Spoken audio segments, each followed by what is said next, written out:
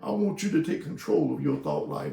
I want you to make up your mind that yes, the devil come to steal, kill, and to destroy, but I'm not going to allow him to steal my peace. I'm not going to allow him to steal my joy.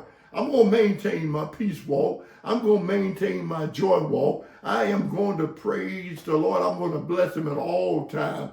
His praises will continually be in my mouth in spite of what's going on. If you want to expedite the process, if you want to make it quick, fast, in a hurry, you need to go on and get through where you're going so you can get to it. Amen. Amen. Go on and get through it now. But the way you get through it is by trusting God, by not worrying about the situation. Pray about everything, and don't you worry about anything.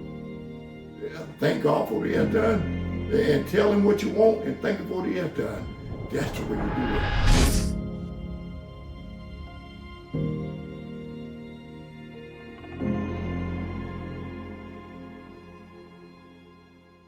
Good afternoon.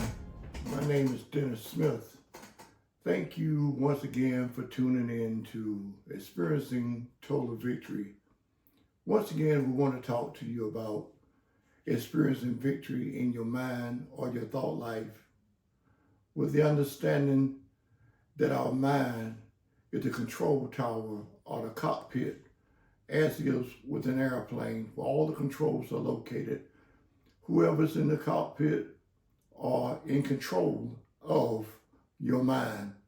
So we want to talk about today experiencing victory in your mind, experiencing unexplainable peace. We want to deal with that today. We want to deal with that today because we understand, as the Bible teaches us in Proverbs 4:23, that we are to protect or guard our minds with all diligence, for out of it are the issues of life.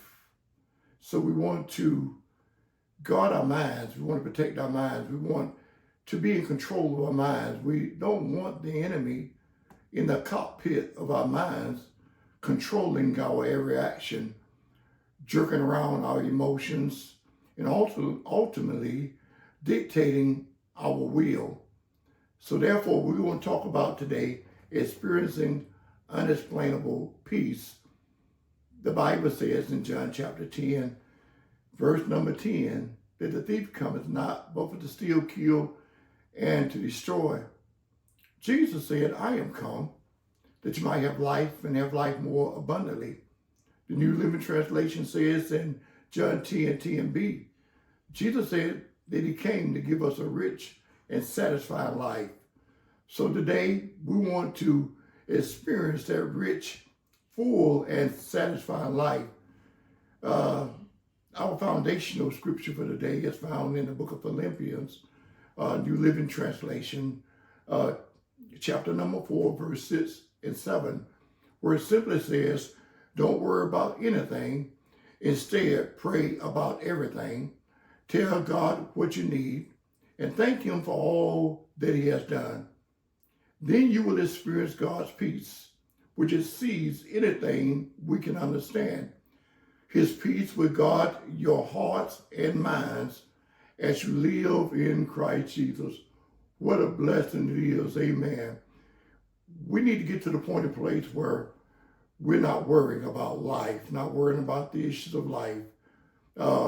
Jesus came, but also he finished the work that he came to do.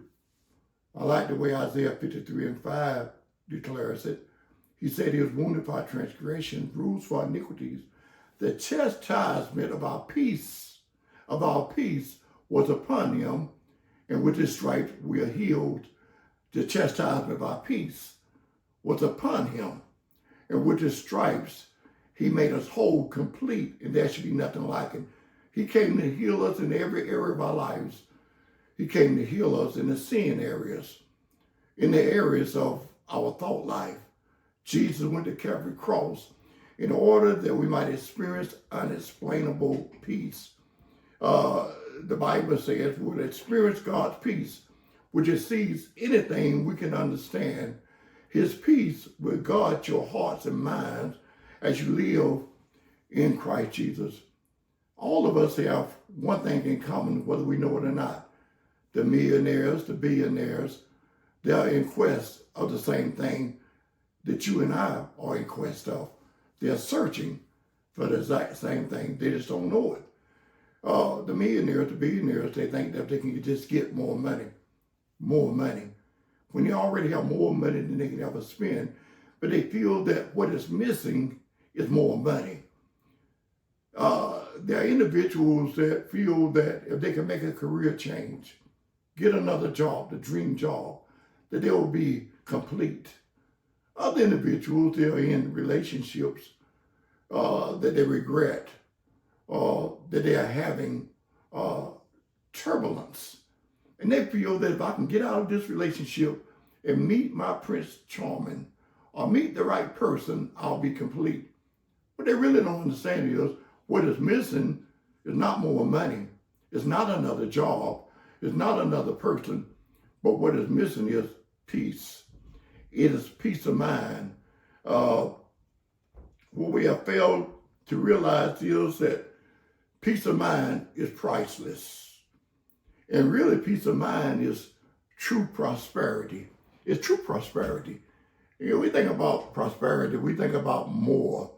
We think about more materialistic possessions, more money, bigger house, more cars. You know, that's the deception of the enemy. We really don't understand what true prosperity is. In the day's text, the word peace in the Greek simply means arene. Arene is a Greek word for peace. Peace, arene, means prosperity. It means prosperity. It also just simply means serenity, peace, quietness, rest. And then the thing that I like about it, it means set at one again. Yeah, prosperity. It means that you're complete, you're whole, you're content where you are. Circumstances, conditions does not dictate what your disposition is. But because you're at peace, it doesn't matter what's going on around you. You're still at peace. It doesn't matter what you have or don't have. You're still at peace. It doesn't matter who is or who isn't in your life. You're still at peace. I praise God for arene, for prosperity. But it also means to be set at one again. What does that mean? That means that God wants to put you in the same place, the same state of mind as Adam and Eve were in the Garden of Eden before the serpent showed up. In the place where they was content, in the place where they had nothing to worry about, in the place where they were totally dependent upon God, the place where they trusted God to be their source. Understand this. You're looking for the resource. Resource that doesn't come without a source. Your source is God. God is the provider of everything that you need. He is your El Shaddai. He's the all-sufficient one. He is your Jehovah Jireh, your provider. Yes, he is. He's everything that you have need of. So seek God.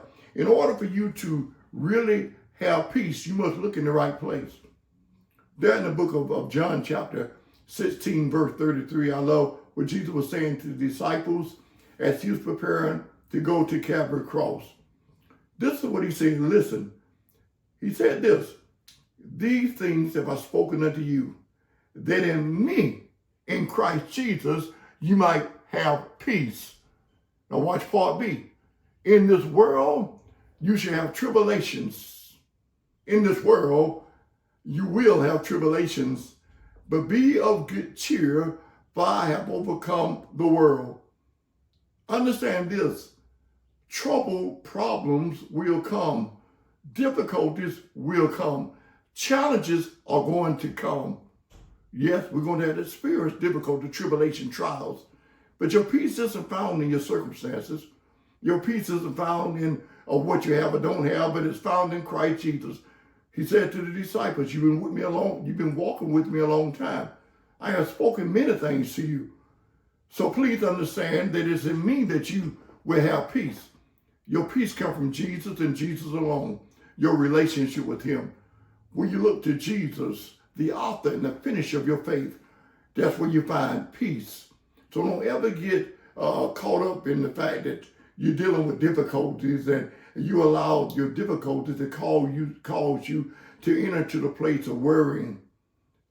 Don't worry about anything, but pray about everything. Stop worrying about difficulties. Stop worrying about circumstances. Stop worrying about that which is beyond your control. If you can't do anything about it, how about this? Pray about it. Pray about it. Tell God what you want. Thank him for what he has done. Tell him what you want and thank him for what he has done. Then and only then will the peace of God that surpasses all human understanding keep your heart and guard your heart and mind and keep you in perfect peace. One more verse I want to share with you, which is found in Isaiah chapter 26 and 3. Isaiah chapter 26 and 3 simply says, thou will keep him in perfect peace, whose mind is stayed on thee, on the Lord, on the promises of God, because he trusted in who? In thee. You trust in God. Your trust is in God. And then verse 4 simply says, trust ye in the Lord forever, for in the Lord Jehovah's everlasting strength. Yes, you can trust in God. God is trustworthy. I love the way Proverbs 3, 5, and 6 says, trust in the Lord with all your heart. Lean not to your own understanding. In all your ways acknowledge him, and he will direct your path. Please catch this if you will. Put all of your confidence in God, in all of God's promises, in all of his promises. Don't lean to your own understanding. But if you start thinking about what you're going through, listen, God is able. I'm going to say it one more time. When you come to the point in place where you trust in God with everything that you have, where you come to the point in place where you're not worrying about anything, life is going to happen. It happened to us all. We're going to deal with difficulties in this earth, in this world. Yes, we have an adversary that is going to bring adversity. We have a real adversary that is going to plague our lives every chance he gets. But if you can just Shabbat God, just praise God in the midst of the storm, in the midst of what you're going through, you just praise God because watch this, your heart trusts in him. Your heart trusts in him. I'm not going to try to figure this thing out. It's beyond my control. But what I am going to do is this. I'm going to have peace of mind to surpass all understanding. Why? Because my mind is staying on him and my heart trusts in him. Yes, that's the way you experience peace beyond all understanding. That is the way you experience unexplainable peace. When people see you and they know what you're going through and you still have peace and you still have joy and they can't figure it out. Well, child of God, guess what? You're at a good place. You have more than any millionaire or billionaire. You have more than any individual that have a whole lot of land and houses and cars. You have what they desire to have. Amen.